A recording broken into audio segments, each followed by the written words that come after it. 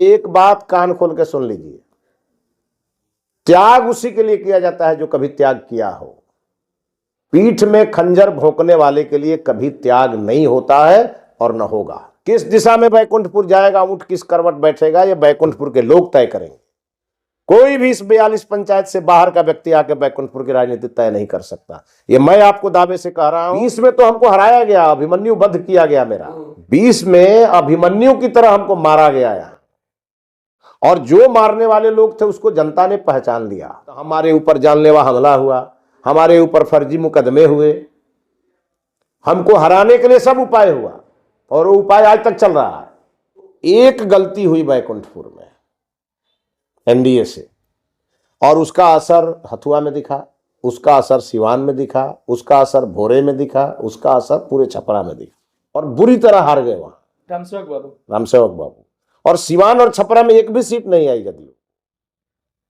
भोरे जैसी सीट पे मुश्किल से जीते अपने शिक्षा मंत्री जी। बिहार का जो विपक्ष है उसके पास कोई काम नहीं है, बहुत दिन से बेरोजगार है। 2 बार नीतीश जी चले के आ गए उनके साथ। बिहार जिस प्रकार से प्रगति कर रहा है, जिसको ये नहीं दिख रहा है उसका मेंटल लेवल ठीक नहीं है। नीतीश जी पूरी तरह स्वस्थ है। पूरे देशवासियों को सबसे पहले तो 76वें गणतंत्र दिवस की हार्दिक शुभकामना और बधाई है। आपको बता दें कि बिहार में राजनीति की सरगर्मी धीरे धीरे बढ़ रही है। वह इस वजह से भी कि 2025 में बिहार विधानसभा का चुनाव होना है, और चुनाव को लेकर के तमाम पार्टियां अपने गठबंधन को लेकर के, अपने गठबंधन में जो घटक दल हैं, तमाम लोगों के बीच में सीट बंटवारे को लेकर के और तमाम पार्टियों का कार्यक्रम भी चल रहा है। जैसा कि आपने देखा होगा, एनडीए कार्यकर्ता सम्मेलन चल रहा है। पिछले दिनों तेजस्वी यादव भी कार्यकर्ता दर्शन सह संवाद कार्यक्रम कर रहे थे, और कुल मिलाकर के यह संदेश दे रहे हैं कि आने वाले समय में जो चुनाव होगा वह उसकी मतलब आगाज और उसकी शुरुआत धीरे धीरे सब लोग कर रहे हैं। बहरहाल अभी हमारे साथ मिथिलेश तिवारी जी मौजूद हैं, जो पूर्व में बैकुंठपुर के विधायक रहे हैं और पूर्व में बक्सर से प्रत्याशी भी रहे हैं, और अभी पार्टी के संगठन में प्रदेश महामंत्री हैं। जब आदमी का जिम्मेवारी और कद धीरे धीरे बढ़ जाता है तो कई तरह के अफवाहें, कई तरह की चर्चा इस तरह से होने लगती है। तो खैर हमारे साथ मौजूद हैं, तमाम विषयों पर बातचीत किया जाएगा, और उन अफवाहों पर और उन चर्चा पर भी यह जान लिया जाएगा कि क्या सच्चाई है। बातचीत के सिलसिला को शुरू किया जाए उससे पहले बहुत बहुत स्वागत है। धन्यवाद, और आपको भी गणतंत्र दिवस की बहुत शुभकामना। सबसे पहला सवाल यही, पूरा लोग कह रहा है कि एक बार नीतीश कुमार का मतलब मेंटल हेल्थ जांच कर लेना चाहिए। लोग नहीं कर रहा है, ये लालू यादव के लोग कह रहे हैं, और लालू यादव के लोगों को अब हम कहना चाहते हैं कि 2005 में जब नीतीश जी पहली बार बिहार के मुख्यमंत्री बने, तब से लेकर आज तक बिहार जिस प्रकार से प्रगति कर रहा है, जिसको ये नहीं दिख रहा है उसका मेंटल लेवल ठीक नहीं है। नीतीश जी पूरी तरह स्वस्थ है। ये ऐसा नहीं है, जब आप लोग सरकार में नहीं थे तो आपके ही जो अभी उप मुख्यमंत्री हैं विजय सिन्हा जी, ये भी कई बार कह चुके हैं, और 13 करोड़ आबादी वाले राज्य का कोई अगर मुखिया हो और इस तरह से कोई आरोप लगाता हो, पिछले दिनों प्रशांत किशोर भी कहें कि अगर नीतीश कुमार अपने तमाम मंत्रालयों के मंत्री और उनके जो प्रभार है, जिस मंत्रालय को हम मंत्री है, अगर यह बता देते हैं तो अपना आंदोलन वापस ले लेंगे। उसी प्रशांत किशोर को नीतीश जी चूंकि आजकल पैसा देना बंद कर दिया है, आप पहले उनको देते थे तो उनको वो अच्छा लगते थे, और आजकल नहीं दे रहे हैं तो वो राजद वाली भाषा बोल रहे हैं। इसीलिए इस पर कोई बहुत टिक्का टिप्पणी करने की जरूरत नहीं है। राजद के बिहार का जो विपक्ष है उसके पास कोई काम नहीं है, बहुत दिन से बेरोजगार है। 2 बार नीतीश जी चले के आ गए उनके साथ। उन लोगों ने नीतीश जी को समझ लिया कि नीतीश जी बहुत हल्के व्यक्ति हैं। नीतीश कुमार जी को ये बात का एहसास हो गया कि उन लोगों के साथ किसी प्रकार का गठबंधन करना ही नहीं चाहिए, और आज नीतीश जी हम लोगों के साथ हैं और हम लोगों के साथ रहेंगे, और इसी की बेचैनी उन लोगों को है।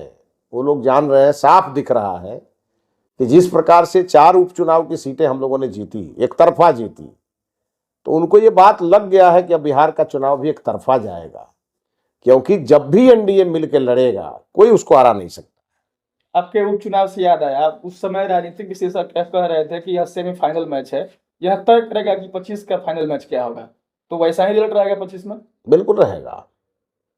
4 सीटों का जहां चुनाव हुआ, आप जब राजनीतिक रूप से विश्लेषण करिएगा तो शाहाबाद और मगध, जहां एनडीए काफी 20 के चुनाव में भी और 2025 के चुनाव में भी, विधानसभा और लोकसभा दोनों में हम लोगों का सुफड़ा साफ हुआ। लेकिन उसी क्षेत्र में ये 2-4 सीटें थी और हम चारों जीते, क्योंकि हम मिलकर लड़े। जब भी एनडीए बिहार में मिलकर लड़ेगा, 2010 की स्थिति सबको पता है, 2005 की स्थिति सबको पता है, और उसी प्रकार का माहौल इस बार हम लोग बना रहे हैं, और इसलिए हम पहले से हम लोग तैयारी कर रहे हैं। अब आते हैं गोपालगंज। 22 जनवरी को एक कार्यक्रम हुआ, जिस मतलब एनडीए कार्यकर्ता सम्मेलन। आपके समर्थक फेसबुक पर लिख रहे हैं गर्मी क्या होता है, और फिर नीचे लिंक दिया जा रहा है एक आपके भाषण का। फिर लोग का लिख रहा है कहीं पे कि भवकाल क्या होता है, तो उत्तर में एक लिंक दिया जा रहा है, जब उसको क्लिक किया जा रहा है तो मिथिलेश तिवारी ये कहते हुए नजर आ रहे हैं कि 2020 में हमारे पीठ पीछे किसी ने छुरा घोंपा था, और एनडीए के तरफ से जिसको उम्मीदवार बनाया जाएगा और किसी ने दगाबाजी नहीं किया, तो 6 की 6 सीटें गोपालगंज से मतलब पटना को जाएगी, और अगर कोई छुरा घोंपने का काम करेगा तो फिर परिणाम उल्टा हो जाएगा। देखिए, ये मुझे कोई इस बात का घमंड नहीं है, मैं कोई अपने घमंड में कोई बात नहीं करता, मैं पूरी पुख्ता जानकारी के आधार पर कहता हूं। 2020 के चुनाव का रिजल्ट आप जब देखेंगे तो एक गलती हुई बैकुंठपुर में एनडीए से, और उसका असर हथुआ में दिखा, उसका असर सिवान में दिखा, उसका असर भोरे में दिखा, उसका असर पूरे छपरा में दिखा। सारण कमिश्नरी में क्या कारण है कि छपरा और सिवान में एक भी सीटें उस गठबंधन को नहीं आई, जिस गठबंधन के एक व्यक्ति ने बैकुंठपुर में बीजेपी को हराने के लिए और निर्दलीय उतर करके चुनाव लड़ा। कुछ तो उसका असर हुआ ना। उसी पार्टी के एक मंत्री थे जो हथुआ में चुनाव लड़ रहे थे और बुरी तरह हार गए वहां, रामसेवक बाबू। और सिवान और छपरा में एक भी सीट नहीं आई जदयू। भोरे जैसी सीट पे मुश्किल से जीते अपने शिक्षा मंत्री जी। ये तो सबको दिख रहा है ना, और ये परिणाम में है। ये भी कहा जाता है ना कि मिथिलेश तिवारी खुद का कोड इस तरह से बनाए हैं कि जैसे लोग उनका विरोध करता है वो मार्केट से उधिया जाता है। देखिए, हम इस प्रकार से तो कोई बात, हम देखिए एक है कार्यकर्ता, हम 35 साल से भारतीय जनता पार्टी में काम करते आ रहे हैं। हमने कभी ना दल बदला, ना हमने कभी दिल बदला। हम लगातार निरंतर प्रतिदिन काम करते हैं। ये भी नहीं है कि 2-4 दिन छुट्टी लेकर रहते हैं। अभी आपके साथ यहाँ बैठे हैं और आधे घंटे के बाद मैं गाड़ी पे बैठूंगा और सीधे मैं यहाँ से निकलूंगा। बक्सर में 28 तारीख को एनडीए का सम्मेलन है, फिर 30 तारीख को सासाराम के सम्मेलन में रहूंगा। उसके बाद फिर 30 तारीख के शाम में मैं दिल्ली चला जाऊंगा। दिल्ली के चुनाव प्रचार के लिए मैं 4 दिन मैंने समय दिया। तो हम उस लायक है तब ना हमको हर जगह पार्टी भेजती है। करते हैं काम थोड़े है, इधर मंत्री से भी बिजी शेड्यूल ज्यादा है आपका। हम लोग भी देखते हैं सोशल मीडिया पर, कभी यहाँ दिखे कभी वहां दिखे, मतलब बराबर। अरे तो हम महामंत्री भी तो है, बीजेपी के महामंत्री हैं, और बीजेपी में संगठन में महामंत्री का बड़ा महत्व होता है। और साथ ही आपको बताएं, हम जनता से जुड़े हुए व्यक्ति। आप जहां देखिएगा हमको, यहाँ हजारों कार्यकर्ता थे, हमारे यहाँ झंडा तोलन था, और हम कहीं रहे, हम झंडा तोलन के दिन अपने घर पे रहते हैं। 15 अगस्त और 26 जनवरी ये कभी आज तक टूटा नहीं रिकॉर्ड कभी भी। और विधायक रहे नहीं रहे तो हम यहां आपको मिलेंगे उस दिन। दूसरी बात, एनडीए को ये बात जानना चाहिए कि हमको क्या गलती करना है और क्या गलती नहीं करना है। इसलिए मैंने आंख खोलने के लिए उस दिन हमने गोपालगंज में ये बात कहा, और इसलिए कहा कि हम लोग लगातार निरंतर वोट देते आ रहे हैं। भाई, बाद में गठबंधन टूटा नहीं होता तो मिथिलेश तिवारी का जन्म कहां होता बैकुंठपुर में। गठबंधन टूटा, भारतीय जनता पार्टी से चुनाव लड़े, 15,000 वोट से जीते। 20 में तो हमको हराया गया, अभिमन्यु वध किया गया मेरा। 20 में अभिमन्यु की तरह हमको मारा गया यहां, और जो मारने वाले लोग थे उसको जनता ने पहचान लिया, जनता को भी गुमराह किया गया।